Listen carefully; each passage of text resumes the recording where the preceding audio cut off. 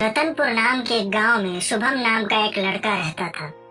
शुभम गांव में अपनी माँ के साथ रहता था और अपनी रोजी रोटी कमाने के लिए आम की खेती करता था।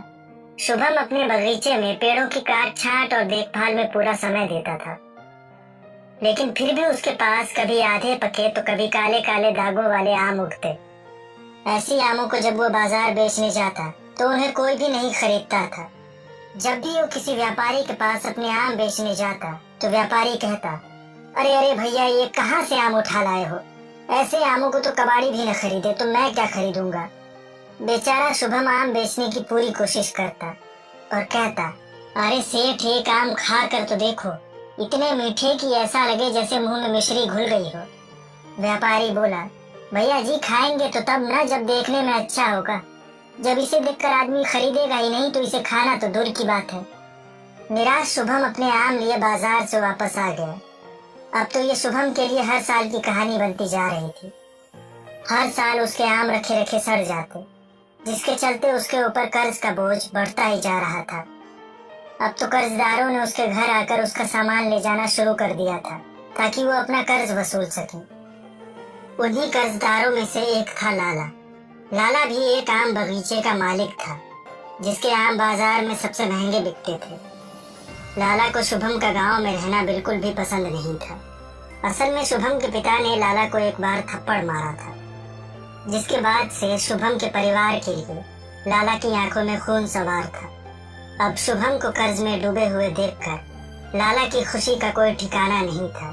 एक दिन शुभम के घर आकर लाला बोला, ओ शुभम, हमने सुना है कि तुम पर कर्ज का बोझ बढ़ता ही जा रहा है।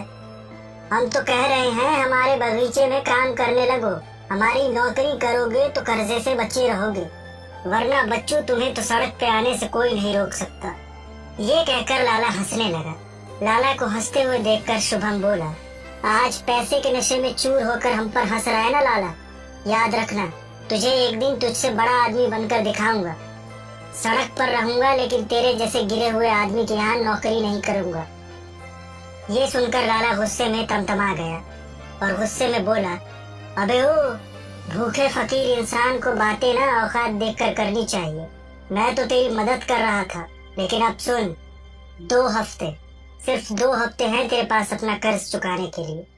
अगर इतने समय में कर्ज नहीं चुका पाया तो तेरे ही सामने तेरे घर के सामानों की नीलामी कर दूंगा, समझा? ये कहकर लाला गुस्से में दरवाजे को लात मारते हुए कमरे से बाहर चला गया। शुभम अपनी माँ से बोला, माँ, अब कैसे इस धूर्त लाला के पैसे चुकाएंगे?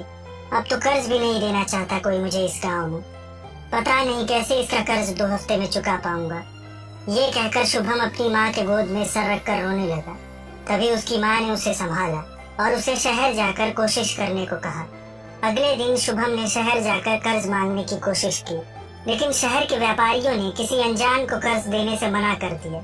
शाम को थक हार कर जब शुभम शहर से वापस गांव आ रहा था कि तभी उसे जमीन पर पड़े एक साधु दिखे। शुभम ने थोड़ा पास जाकर देखा तो पाया कि वो तो बेहोश थे।